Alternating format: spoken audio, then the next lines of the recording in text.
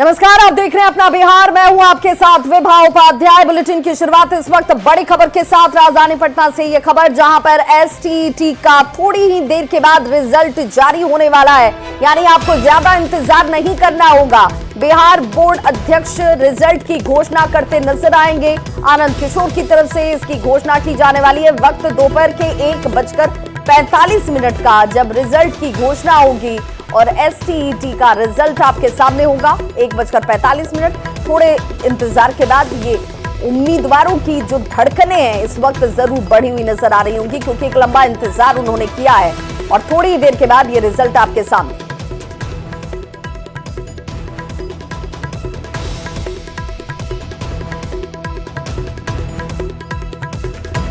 खबर भागलपुर से, जहां पर एक बार फिर से बम नुमा डिब्बा मिलने से इलाके में दहशत का माहौल देखा गया। इस बार नाथनगर मधुसूदनपुर थाना क्षेत्र के महमदपुर वार्ड संख्या 7 में 5 बम नुमा डिब्बे और 7 खोखा देखे गए। ये भी कहा जा रहा है कि देर रात शंकर चौधरी के घर के पास गोहाल में बदमाशों ने आग लगा दी थी। सुबह जब शंकर चौधरी का परिवार गोहाल पहुंचा तो जमीन पर 5 बम नुमा डिब्बे और कई खोखे यहां देखे गए।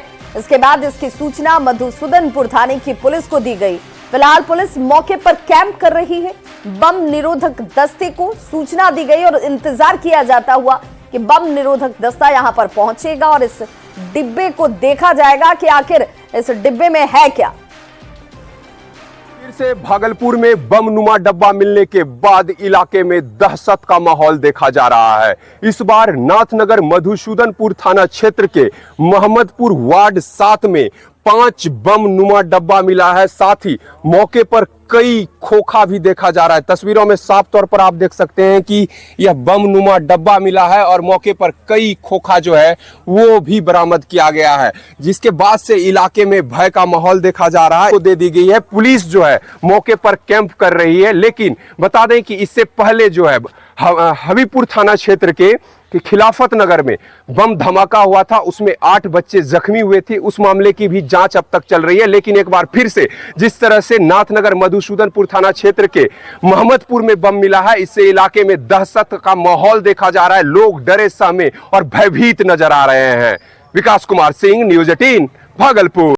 और इस खबर पर ज्यादा जानकारी के साथ खुद भागलपुर से विकास हमारे साथ जुड़ चुके हैं। विकास, चूंकि इंतजार अब बम निरोधक दस्ते का ही किया जा रहा था, तो क्या ये दस्ता पहुंच चुका है? कितना और इंतजार अगर नहीं पहुंचा है तो करना होगा? देखिए, अभी तक बम निरोधक दस्ता की जो टीम है वो मौके पर नहीं पहुंची हुई है। फिलहाल स्थानीय पुलिस मौके पर कैंप कर रही है। बम निरोधक दस्ता की टीम को सूचना दी गई है। बम निरोधक दस्ता की जो टीम है वो मुंगेर के जमालपुर से भागलपुर आती है और इस दौरान आने में 2 से 3 घंटे का वक्त लगता है। तो अभी भी बम निरोधक दस्ता की टीम का इंतजार किया जा रहा है। एफएसएल की टीम भी अभी तक मौके पर नहीं पहुंची है। सिटी एसपी डॉक्टर के रामदास अभी मौके पर पहुंचे हुए हैं। उन्होंने निरीक्षण किया है, जायजा लिया है और फिलहाल जो है पूरी तरह से यहाँ पर पुलिस की मौजूदगी है और कई पुलिसकर्मियों को मौके पर कैंप के लिए लगाया गया है और तमाम तरह की जो जांच पड़ताल है पुलिस की वो की जा रही है। बहुत बहुत शुक्रिया विकास इस तमाम जानकारी के लिए। तो तस्वीरें आपके सामने है। मधुसूदनपुर थाने को इसकी सूचना जरूर दी गई, लेकिन अभी बम निरोधक दस्ता ग्राउंड जीरो पर पहुंचा नहीं है। बड़ी खबर इस वक्त यूपी के लखनऊ से आ रही है, जहां पर ट्रेन के जरिए ऑक्सीटोसिन इंजेक्शन की तस्करी का खुलासा किया गया है। करीब 2 करोड़ का अवैध ऑक्सीटोसिन इंजेक्शन बरामद किया गया है। चारबाग रेलवे स्टेशन के पार्सल रूम से इसकी बरामदगी हुई है। इसकी कीमत तकरीबन 2 करोड़ आकी जा रही है। छपरा एक्सप्रेस से पार्सल के जरिए बिहार से भेजे गए इंजेक्शन को लेकर अब जांच पड़ताल शुरू कर दी गई है। बताया जा रहा है कि बिहार के संतोष सिंह और सीतापुर यूपी के राम लोटन पर जीआरपी थाने में अब एफआईआर दर्ज हुआ है। बिहार के संतोष सिंह ने राम लोटन के नाम पर ट्रेन से पार्सल के जरिए इस इंजेक्शन को भेजा था, जिसे बताया जा रहा है कि ऑक्सीटोसिन, जिसकी तस्करी की जा रही थी। और इस खबर पर छपरा से संवाददाता ऋषभ मणि हमारे साथ जुड़ चुके हैं। ऋषभ, क्या जिस शख्स की तरफ से इस पार्सल को भेजा गया था उसकी तरफ से कोई बयान सामने आया है कि आखिर इतनी तादाद में इस इंजेक्शन को क्यों भेजा जा रहा था? क्या इसकी पर्ची मौजूद थी या तस्करी का ये पूरा मामला है? देखिए, ये मामला तस्करी का ही लग रहा है, चूंकि अभी तक इसमें किसी की गिरफ्तारी नहीं हुई है। ये जो ट्रेन में पार्सल बुकिंग की व्यवस्था होती है, उसी व्यवस्था के जरिए ये छपरा से बुक हुआ था बिहार के उत्तर प्रदेश के सीतापुर के लिए। और राजधानी लखनऊ का जो चारबाग रेलवे स्टेशन है, वहाँ के पार्सल रूम में ये काफी दिनों से पड़ा हुआ था। जब इनको कोई क्लेम करने नहीं आया तो इसकी चेकिंग की गई। चेकिंग के दौरान इसमें अवैध ऑक्सीटोसिन इंजेक्शन मिले हैं, जिसके बाद जो ड्रग विभाग है उनके अधिकारियों को भी बुलाया गया। उन्होंने भी मौके पर उसको देखा है और ये बताया है कि इसकी कीमत करीब 2 करोड़ रुपए है।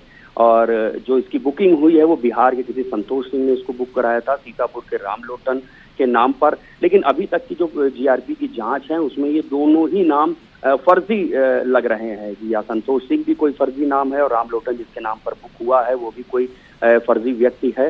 उसकी पहचान सही नहीं है, कोई भी इसको क्लेम करने नहीं आया है। लिहाजा फिलहाल इसको ड्रग विभाग ने जब्त कर लिया है। जीआरपी लखनऊ इसकी जांच कर रही है कि आखिरकार किसने बुक कराया था और किसके लिए बुक कराया था और इसका कहां और कैसे इस्तेमाल होना था। बिल्कुल, बहुत बहुत शुक्रिया ऋषभ मणि, लखनऊ संवाददाता हमारे साथ जुड़े हुए थे, जिन्होंने कहा कि कोई क्लेम करने नहीं आया और काफी इंतजार के बाद जब इसे देखा गया तो बताया जा रहा है कि ऑक्सीटोसिन, जो कि एक अवैध ड्रग है, इंजेक्शन है, वो बरामद किया गया है और तकरीबन 2 करोड़ के आसपास इसकी कीमत बताई जा रही है। उत्तर प्रदेश के चारबाग रेलवे स्टेशन पर पार्सल वैन से 2 करोड़ की प्रतिबंधित दवा की तस्करी के मामले में छपरा जंक्शन का पार्सल कार्यालय भी अब संदेह के घेरे में है। रेलवे ने इस मामले की जांच की शुरुआत कर दी है, लेकिन रेलवे का कोई भी अधिकारी कैमरे के सामने आकर कुछ भी बोलने को तैयार नहीं है। बताया जा रहा है कि छपरा के एक शख्स ने इस दवा की बुकिंग की थी, लेकिन सबसे बड़ी बात ये कि रेलवे के पार्सल वैन से इस तरह के प्रतिबंधित दवा की बुकिंग की जानकारी रेलवे को ही कैसे नहीं हुई और ये खेप छपरा से चारबाग स्टेशन तक कैसे पहुंच गई। छपरा जंक्शन पर पार्सल कार्यालय का जायजा लिया छपरा से न्यूज़ 18 संवाददाता संतोष ने। रेलवे स्टेशन पर 2 करोड़ की प्रतिबंधित दवाएं पकड़ी गई, जिसकी जांच रेलवे कर रही है और बताया जा रहा है कि छपरा के इसी कार्यालय से, पार्सल कार्यालय से जो है उस दवा के खेप की बुकिंग की गई थी। लगभग 2 करोड़ की ऑक्सीटोसिन दवाएं जो है वो यहाँ पे पार्सल कार्यालय से बुक कर ली गई। अब देख सकते हैं कि यहाँ जो पार्सल के जो बैगेज रखे हुए हैं इसको इसी तरह से बुक किया जाता है। इसके अंदर में क्या है, इसके जांच करने के लिए कोई मैकेनिज्म नहीं है। जो अधिकारी बता रहे हैं, कैमरे के सामने कोई कुछ नहीं बता रहा, लेकिन लोगों का कहना है कि आरपीएफ की जिम्मेवारी बनती है कि आकर के यहाँ जो भी पार्सल बुक होते हैं उसकी जांच की जाए। लेकिन फिलहाल जब ये मामला सामने आया है तो फिर रेलवे ने इस मामले की जांच शुरू कर दी है और जांच के बाद ये स्पष्ट हो पाएगा कि वास्तव में मामला क्या है और कहां से लापरवाही हुई है जिससे इस तरह का तस्करी रेलवे के माध्यम से चल रहा है। संतोष गुप्ता, न्यूज़ 18 छपरा। और ऐसे में न्यूज़ 18 ये सवाल पूछता है, रेलवे की भूमिका पर ये सवाल खड़े होने इस वक्त शुरू हो चुके हैं। पार्सल वैन से कैसे दवा की तस्करी हुई, ये बड़ा सवाल है कि आखिर पार्सल वैन में दवा और फिर इस दवा की तस्करी यहां से वहां तक हो जाती है। पार्सल ऑफिस को आखिर क्यों जानकारी नहीं मिली? छपरा से चारबाग कैसे ये प्रतिबंधित दवा पहुंच गई? पार्सल वैन के सामान की जांच आखिर क्यों नहीं होती? बुकिंग कराने वाले व्यक्ति की गिरफ्तारी कब होगी, क्योंकि जो नाम सामने आ रहा है वो भी फर्जी बताया जाता है। मामले में रेलवे अधिकारियों ने चुप्पी क्यों साध रखी है, यह भी बड़ा सवाल। बेगूसराय के बछवाड़ा थाना क्षेत्र में चोरों का आतंक इन दिनों चरम पर नजर आता है। चोरों ने बीती रात एक दुकान से करीब 10 लाख से ज्यादा के मोबाइल फोन की चोरी कर ली, साथ ही दुकान से 40,000 रुपए कैश लेकर फरार हो गए। दुकानदार ने ये कहा कि बीती रात दुकान बंद कर वे घर गए थे और जब सुबह दुकान वापस लौटे तो चोरी का खुलासा हुआ। दुकान में सीमेंट की छत को काटकर चोरों ने घटना को अंजाम दिया है। आसपास के दुकानदारों का यह कहना है कि पिछले 1 महीने में 12 से अधिक दुकानों को निशाना बनाया जा चुका है। चोरी की घटनाएं हो चुकी हैं और इसके बाद भी पुलिस प्रशासन लापरवाही नजर आता है। लोगों ने बछवाड़ा समसा रोड को जाम कर नाराजगी जाहिर की और चोरों को जल्द से जल्द पकड़ने की मांग की।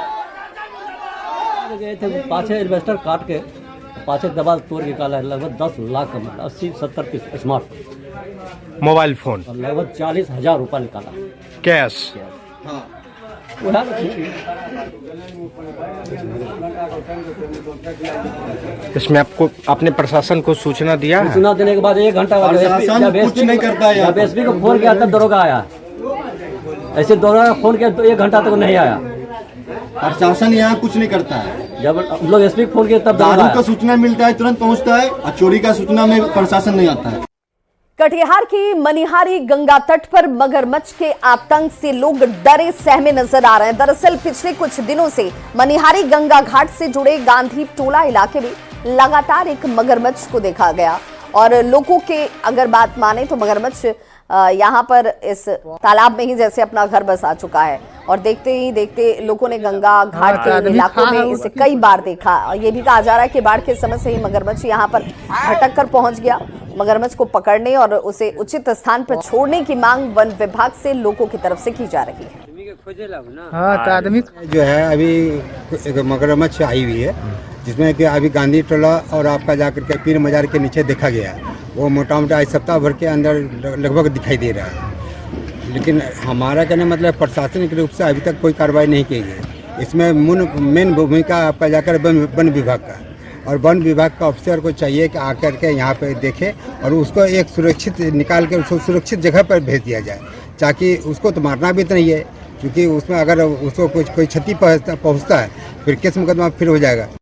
और बड़ी खबर इस वक्त दिल्ली से आ रही है, जहां बीजेपी में शामिल हो गए कैलाश गहलोत। दिल्ली के पूर्व परिवहन मंत्री कैलाश गहलोत ने बीजेपी का दामन थाम लिया है। रविवार को आप से इस्तीफा दे दिए थे कैलाश गहलोत ने और पार्टी और सभी पदों से उनकी तरफ से इस्तीफा दिया गया। अरविंद केजरीवाल को एक बड़ा झटका कैलाश गहलोत के पार्टी को छोड़ने और बीजेपी में शामिल होने के बाद दिल्ली के पूर्व परिवहन मंत्री कैलाश गहलोत, जिन्हें आप देख रहे होंगे तस्वीरों में भी, कल ही इन्होंने पार्टी के सभी पदों से इस्तीफा दे दिया था।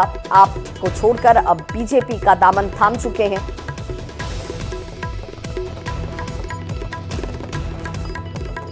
आरजेडी अध्यक्ष लालू प्रसाद की बेटी और आरजेडी नेता रोहिणी आचार्य ने पटना के एनएमसीएच के आंख कांड को लेकर सोशल मीडिया पर एक पोस्ट डाला है, जिसमें रोहिणी आचार्य ने चूहे को बिहार सरकार का मैस्कॉट बता दिया। रोहिणी आचार्य के पोस्ट के बाद आरजेडी ने इसका समर्थन किया। वहीं एनडीए के नेताओं ने लालू राज की याद दिलाते हुए पलटवार किया है।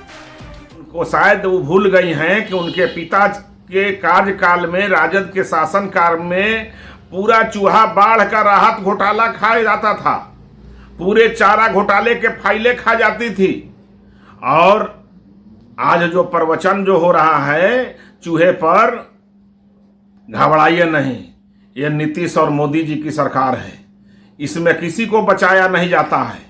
जो कर्म करते हैं उनको उसकी गुनाहों का सजा मिलता है।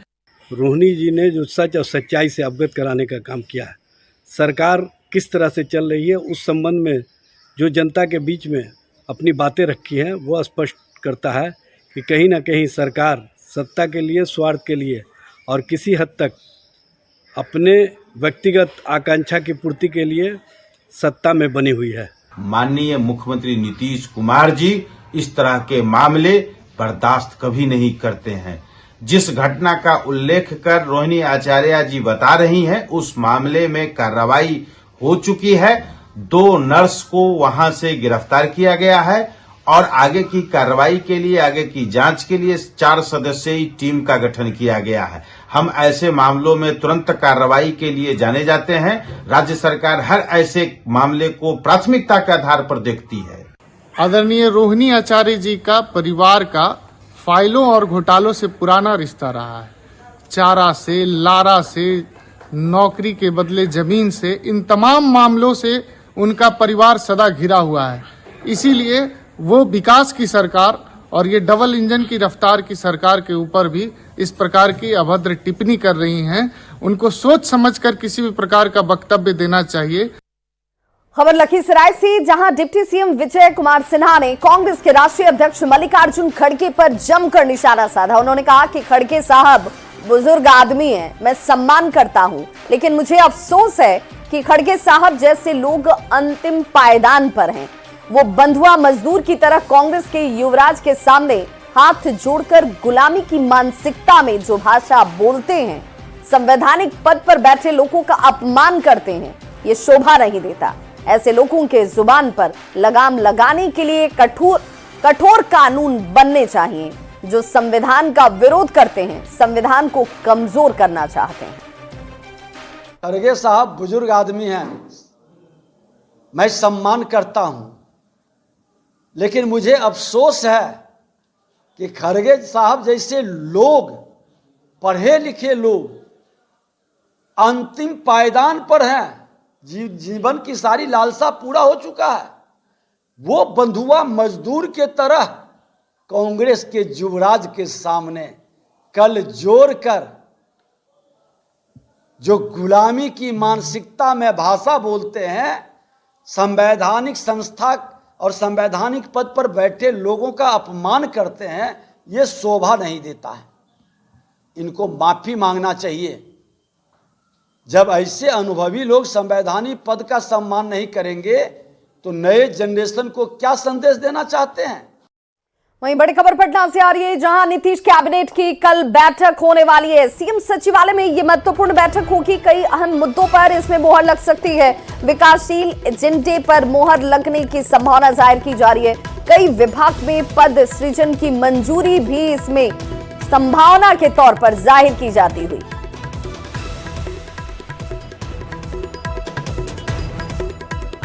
तो नीतीश कैबिनेट की कल की ये बैठक बेहद खास, इसमें कई पद सृजित किए जाएंगे, इसकी भी संभावना जाहिर की जा रही है। तो कई विभागों में नए पदों का सृजन होगा। शाम 4 बजे का वक्त जब कैबिनेट की ये बैठक बुलाई गई है और कई महत्वपूर्ण एजेंडों पर इसमें मोहर लगने की उम्मीद है। तो पटना से बड़ी खबर, सीएम सचिवालय में ये बैठक शाम के 4 बजे बुलाई गई है। कल कई महत्वपूर्ण एजेंडों पर चर्चा भी होगी, उस पर मोहर भी लगेगी, जिनमें कई विभागों में पदों का सृजन भी शामिल बताया जा रहा है, माना जा रहा है।